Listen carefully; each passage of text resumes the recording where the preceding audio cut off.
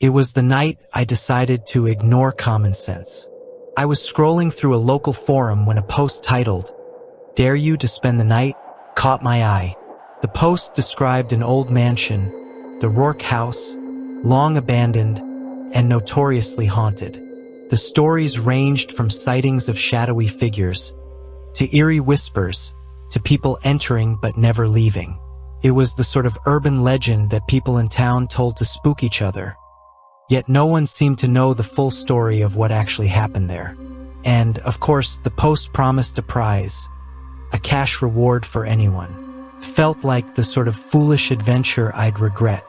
So I messaged the contact provided and got an instant reply with directions, a reminder to arrive before sundown, and an odd warning. Whatever you do, don't answer the door after midnight. That was it. No further explanation. The sun was already setting by the time I pulled up to the Rourke house. I didn't know what I expected, but the place looked worse than I'd imagined. The mansion loomed, dark and rotting, with its windows shattered and its walls covered in ivy. Felt like it was watching me. I pushed open the creaking iron gate and walked up the overgrown path. My footsteps sounded too loud, echoing in the silence that wrapped around the house like a shroud. I hesitated at the door. The thick, dark wood chipped and splintered in places, almost as if someone had tried to claw their way out. I took a deep breath and stepped inside. The air inside was cold and damp, and the smell of decay was thick. I felt like I'd stepped into another time, a stagnant world where everything felt wrong. My flashlight flickered, casting jittery shadows across peeling wallpaper and warped furniture. The first room I entered was a grand parlor, long abandoned, but surprisingly untouched. Old portraits hung crooked on the walls, staring down with eyes that seemed to follow me as I moved. I shivered, glancing over my shoulder, half expecting one of them to shift. But the silence weighed heavier than any imagined threat. As I explored further, I found a grand staircase leading upstairs. Every step creaked under my weight. At the far end of the corridor was a closed door. For some reason, I felt drawn to it. My hand trembled as I turned the knob. Inside, the room was sparse. Just a single bed with torn sheets and a broken dresser with a cracked mirror. But what caught my eye was a diary, lying open on the floor. I picked it up, flipping to the last entry. It read, "They keep knocking at night. I hear them whispering, scratching. But the worst part is the laughter. Whatever you do, don't answer." I closed the book, the words lingering in my mind. Just as I put it back down, a chill swept over me, and the sound of faint scratching filled the room. My stomach dropped, and I took a step back, heart hammering in my chest. The scratching grew louder, filling my ears, turning frantic, desperate. Then it stopped. I glanced at the door, almost expecting to see someone there. But I was alone. Hours later, as I sat in the parlor, trying to calm myself, the clock struck midnight, and I heard it. A soft, insistent knocking at the front door. 3 slow knocks, echoing through the silence. I froze, every muscle in my body tensing as the knocking came again. Louder this time. I could feel my heart pounding in my throat. I remembered the warning. Don't answer the door after midnight. But then the whispers started. Low, garbled voices, seeping under the door, filling the room. They weren't saying anything coherent, just a jumble of sounds and laughter, sharp and taunting. Then a voice, clear as day, called out, "Let us in." I stood paralyzed, my mind racing. This had to be a trick. It was someone trying to scare me. I told myself, some sick prank. But the knocking grew more urgent, more violent, until it sounded like someone was trying to break the door down. The voices grew louder, overlapping each other, until the room felt filled with invisible people. I pressed my hands over my ears, trying to block out the noise, but it didn't help. The voices seemed to be coming from inside my own head. And then, as quickly as it had started, the noise stopped. I kept my hands over my ears, afraid to pull them away, as though somehow blocking out the noise. The air felt thick, pressing down on me, and every creak of the house seemed amplified, like footsteps or the scrape of nails just out of sight. Then, without warning, the front door groaned open. Whatever you do, don't answer the door after midnight. I've been sitting right here doing nothing, so who or what had opened it? A sudden draft rushed into the room, carrying with it the sickly sweet smell of decay. The hairs on my arms rose as an icy chill washed over me. Somewhere nearby, I heard faint footsteps, bare, dragging, as if someone was limping toward me. "You let us in," a voice whispered, breathy and hollow, echoing through the room. I bolted from the chair, stumbling backward until I hit the wall. My flashlight was still flickering, casting shaky beams across the empty hallway, and I watched in horror as something moved at the edge of the light. A shadow, darker than the others, stretched itself across the wall, sliding closer to me with each flicker of the beam. It twisted and bent, almost like it was trying to pull itself up from the floor. My breath came in shallow gasps as I tried to force my legs to move, to get myself to the door. But the shadow suddenly stopped. Then it looked at me. I know how that sounds, but that's the only way I can describe it. Somehow, without eyes or a face, I could feel it looking, its presence heavy and aware, as though it was sizing me up, deciding if I was something it could consume. And then it whispered again, this time right into my ear, though I was completely alone. "Come play with us." The whisper slithered through my mind, a childlike voice, soft yet filled with malice. I slapped my hands over my ears again, but the words seemed to burrow deeper, like they were sinking into my bones. I closed my eyes, repeating to myself that it wasn't real, that none of this was real, that I was imagining it. But when I opened my eyes, they were there. 3 figures, pale and gaunt, stood just a few feet away from me in the hallway. Their faces were hollow, skin stretched too tight over skulls, eyes milky and staring. And their mouths were twisted into 2 wide grins, showing rows of jagged, blackened teeth. I couldn't tell if they were children or something that only wore the shapes of children, but there was a sickly innocence about them, something mocking and hungry. One of them raised a hand, pointing at me, its fingers nothing more than skin and bone. "You're it said, and in that instant, I felt a wave of dread so intense I thought I might pass out. My vision blurred, the hallway stretching and bending, and the figures advanced slowly, in a strange, shuffling dance that kept time with my heartbeat. I stumbled backward, trying to get away, but I couldn't seem to move fast enough. They closed in, their milky eyes fixed on mine, their grins widening, wider and wider until they looked more like gaping wounds than smiles. One reached out, fingers grazing my arm, and I felt an icy burn, a searing pain that made me scream. I yanked my arm back, and as I did, the house seemed to shift, the walls stretching, warping, trapping me. I could feel them all around me, closing in, their breaths cold and damp on my skin. I ran blindly, barely able to see through the darkness, until I stumbled down the staircase, crashing into a heap at the bottom. The front door was still wide open, swinging slightly in the wind, as if inviting me to leave. I scrambled to my feet, ignoring the pain shooting through my ankle, and lurched toward it. The whispers followed me, relentless voices overlapping each other, pleading, mocking, demanding that I stay, that I come back. "Come play with us." I tore through the doorway, stumbling into the cold night air. The whispers twisted into shrieks behind me, their pitch climbing until it was like nails scraping the inside of my skull.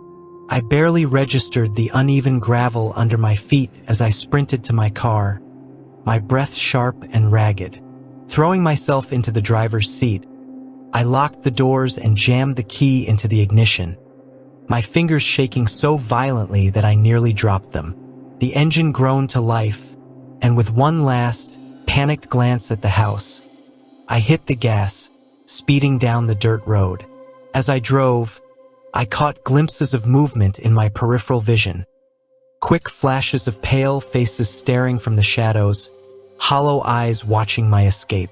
The road seemed to stretch endlessly in front of me, winding through dense trees that seemed to close in, as if the house itself was reaching out, refusing to let me go.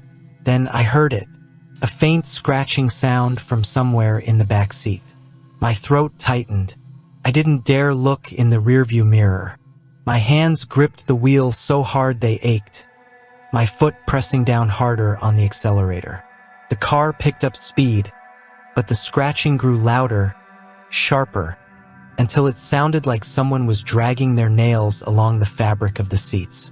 A cold breath slid across the back of my neck, and a whisper, soft and almost childlike, tickled my ear.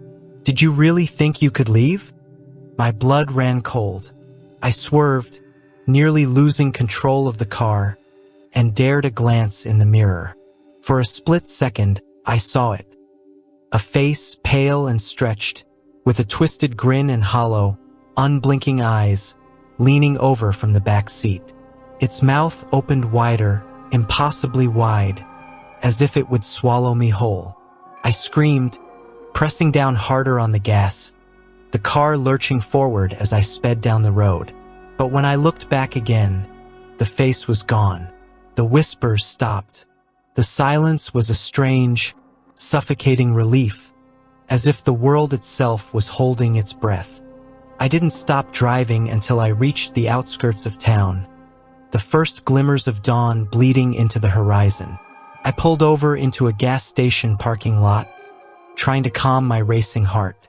My hands were still trembling as I sat there, the car idling, my mind reeling from the night. I told myself I was safe, that I'd left the house behind. But as I looked out the window, I caught a glimpse of something in the reflection. A shadow shifting in the back seat, just barely out of sight. I spun around, but the car was empty. Yet the feeling lingered, a prickling unease crawling up my spine. Exhausted and desperate, I drove home. As I stumbled into my apartment, I felt a wave of relief wash over me. The familiar surroundings, the warmth, the soft hum of my refrigerator. It all felt real, solid. I was home. I was safe. But that night, as I lay in bed, I heard it again. 3 slow, deliberate knocks at my front door. No one knew I was home. No one had seen me return. Another set of knocks, louder this time. My heart hammered, and I sat up, my gaze locked on the door. A whisper drifted through the silence, faint and distant. "Come play with us." My hand shook as I reached for my phone, desperate to call someone, anyone, to prove that I wasn't alone. But as I dialed, the phone screen glitched, the numbers shifting and warping until they dissolved into darkness. I dropped the phone, my hands clammy. I knew what was waiting for me on the other side of the door, and I knew, too, that I couldn't open it. But how long could I ignore the knocks? Over the next few days, I barely slept. Every night at midnight, the knocking would start again, 3 knocks, a pause, 3 more. Each time, the whispers would grow louder, more insistent, until it felt like they were inside my head. Shadows moved in the corners of my vision, and every mirror in my apartment seemed to reflect faces that weren't my own, hollow and twisted. I tried everything to make it stop, but nothing worked. The knocking continued, relentless, like a pulse that only I could hear. The whispers began to slip into my mind during the day, invading my thoughts, filling my ears with that sing-song voice. "You can't hide from us." I was losing my mind, and I knew it. The faces, the shadows, the knocking. It all felt like a nightmare I couldn't wake from. Desperate, I began researching the Rourke house, searching for any clue about what was haunting me. In an old news article, I found a story about the house, a tragedy that happened decades ago. The Rourke family had vanished overnight, the parents and their 3 children. Some neighbors claimed they'd heard the children laughing in the middle of the night. Strange, haunting laughter that echoed through the empty rooms. According to legend, anyone who entered the house was bound to it, cursed to hear the same laughter, to see the same twisted shadows. The only way to break the curse, one article hinted, was to return to the house, to finish what had been started. I didn't want to go back, but I knew I had no choice. The whispers were getting louder, the knocking more insistent, and I could feel something pulling me, tugging at the edges of my mind, drawing me back to the house. On the night of the 3rd day, I packed a bag, leaving a note behind explaining everything, just in case I didn't come back.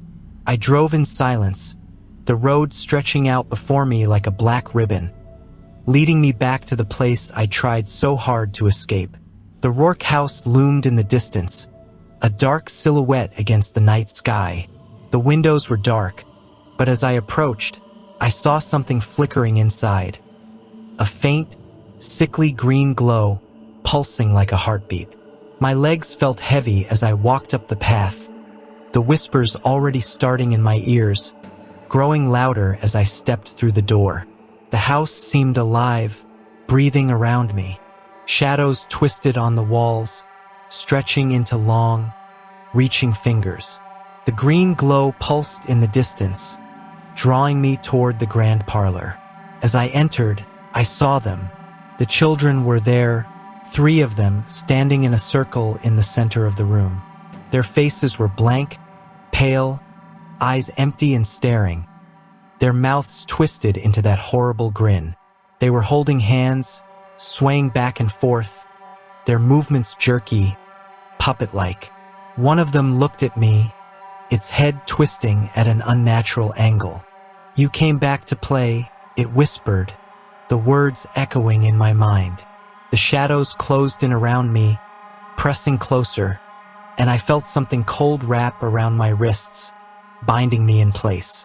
I couldn't move, couldn't breathe. The children stepped closer, their hollow eyes locked on mine, and I felt a wave of icy dread crash over me. "Now you're one of us." The last thing I saw was their faces, twisted and smiling, as the green light enveloped me, pulling me down into the darkness. When I came to, the world around me was blanketed in a sickly green light, casting everything in shades of decay. My body felt heavy, and the chill that seeped into my bones was more than physical. It was like something had reached into me, planting a darkness that I couldn't shake. I tried to move, but my wrists were bound by shadows, wispy tendrils snaking up my arms, binding me in place. The children were gone, but their laughter echoed faintly, distant and mocking. I struggled, and after what felt like hours, I managed to wrench my wrists free. My skin was numb where the shadows had gripped me, and the bruises they left were deep and dark, like fingerprints. Looking around, I saw that I was still in the Rourke house, but everything was wrong. The walls were twisted and warped, like the house itself had decayed around me. Shadows danced along the peeling wallpaper, twisting and stretching like they were alive, and every so often, they would pause, as though watching me. That's when I heard it. A faint voice, just at the edge of my mind. "Survive the day, and you can leave." The voice was neither child nor adult, something in between, and it sounded almost amused. I didn't know if I could trust it, but I didn't have a choice. I had to survive, whatever that meant. But as I took my first steps through the shadowed halls, I began to realize that surviving here was going to be harder than I ever imagined. There was no time in the house, no sense of morning or evening. The sickly green light filled every corner, casting long, twisted shadows that moved on their own, stretching toward me as I walked. I tried to find my way back to the front door, but the house had changed, warped itself into a maze of corridors that twisted and looped back on each other. The room felt colder than before, and as I entered, I saw something scrawled on the wall in thick, dark streaks that looked like dried blood. "We are watching." Every creak, every flicker of movement sent me into a panic, convinced that they were hiding in the shadows, waiting for the perfect moment to strike. Hours passed, at least I think they did. I hadn't eaten since I arrived, and the cold seemed to seep into my bones, sapping my strength. I searched the rooms for anything edible, but all I found were remnants of meals long rotted away, covered in mold and decay. Desperation drove me to the kitchen, where I found a single glass of water on the counter, perfectly clear, untouched. My throat was dry, my body weak, and without thinking, I reached for it, bringing the glass to my lips. The moment I took a sip, the taste of rot filled my mouth. I spat it out, coughing, but it was too late. My stomach twisted in agony, and I doubled over. "You shouldn't have done that." They seemed to pull at me, tugging me down, and for a moment, I felt myself slipping, like I was sinking into the floor, into the house itself.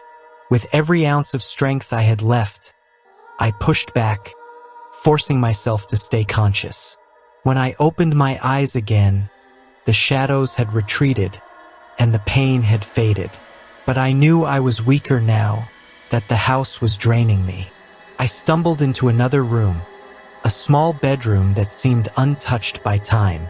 A single bed with dusty sheets, a cracked mirror, and a faded portrait on the wall. In the portrait, a young boy and girl stared out, their faces eerily familiar. As I moved closer, the whispers returned, soft, mournful. "Help us!" The boy's face shifted in the mirror, his eyes hollow, pleading. I reached out instinctively, and as my fingers brushed the surface, a jolt of cold shot through me. My vision blurred, and suddenly, I was no longer in the room. I was somewhere else, back in time, watching the children as they played in the very same bedroom. Their laughter was pure, innocent, but then it shifted, growing distorted, unnatural. I watched as shadows pooled around them, wrapping around their ankles, dragging them down. Their laughter turned to screams, and their eyes grew wide with terror as they vanished, pulled into the darkness. The image faded, and I was back in the room, gasping for breath. The children had been taken, bound to this place, their spirits trapped, twisted into something monstrous. And now the house wanted me too. By what I could only guess was late afternoon, I was barely holding on. My limbs felt heavy, my mind foggy, and the shadows grew darker, more insistent. They whispered my name now, calling to me from every corner, mocking me, laughing as I stumbled from room to room, searching for any way out. Then I heard footsteps, slow, deliberate, coming from down the hall. I pressed myself against the wall, heart racing, as a figure appeared in the doorway. It was one of the children. A girl, her face pale and hollow, her eyes sunken. She stared at me, a twisted smile playing on her lips. She raised a hand, pointing toward the parlor. "Time to come home," she whispered. My body moved against my will, my legs carrying me down the hall, through the twisting corridors, back to the parlor where it had all begun. The other two children were waiting there, their faces just as empty, their smiles just as wrong. They surrounded me, their cold fingers pressing against my skin, and I felt myself slipping again, my vision fading, my strength draining. The shadows closed in, and I knew I couldn't last much longer. But then, a faint glimmer caught my eye, a sliver of light from a crack in the far wall, just barely visible in the dark.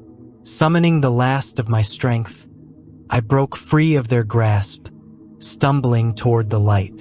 The children shrieked, their voices high and furious, filling the room with a piercing wail that echoed in my head. I threw myself against the wall, prying at the crack, and the light grew brighter, blinding. The children clawed at me, their hands cold and sharp, but I didn't stop. I pushed with everything I had, and with a final, desperate lunge, I broke through the wall. The blinding light engulfed me, warm and soft, pulling me away from the shadows, from the children, from the house itself. I felt myself lifted, weightless, as the darkness around me faded. And then, suddenly, I was outside, sprawled on the overgrown path in front of the Rourke house. The early morning light painted the sky in shades of pink and gold, and the air was warm, alive. I sucked in a deep breath, tasting freedom, tasting life. Behind me, the house loomed, dark and silent. The windows seemed to watch me, empty and hollow, and for a brief moment, I thought I heard a faint whisper drifting out from inside. "Come play with us." But the whisper faded, and I knew, somehow, that I was free. I had survived. I had escaped. But as I staggered to my feet and walked away from the Rourke house, I knew I'd never truly be free. Not from the memories, the shadows, the hollow eyes that haunted my every step. After leaving the Rourke house, the idea of a reward felt absurd. I'd barely escaped with my life, and my body still ached from the bruises and cold burns left by the shadows. But as I stumbled back to my car, I saw an envelope tucked under the windshield wiper. My heart skipped, a strange mix of dread and disbelief stirring inside me. I hadn't told anyone I was going to the Rourke house. How did anyone know I'd come here? Hands shaking, I pulled the envelope free and opened it. Inside was a single sheet of paper, blank except for a small, handwritten message scrawled in spidery ink. "You did well. The reward is yours." A shiver ran down my spine, and I felt an overwhelming urge to throw the letter away, but something held me back. I reached deeper into the envelope and found a stack of crisp bills. A large sum, more than enough to catch my breath, to start over somewhere far from here. Somewhere where no one had ever heard of the Rourke house. I took the money, told myself it would help me put as much distance as possible between me and the nightmare I just lived through. In the days that followed, I packed what I could and drove south, through sleepy towns and open highways, hoping the road itself might cleanse me of what I'd seen. With each mile, the memories of the Rourke house grew fainter, as though they were retreating back into the shadows. I arrived in a quiet coastal town, a place where the air smelled of salt and the fog hung low in the mornings. It felt right. Somehow, a place where no one knew me or the horrors I'd escaped. I rented a small apartment with the money, found a simple job, and did my best to settle into the silence.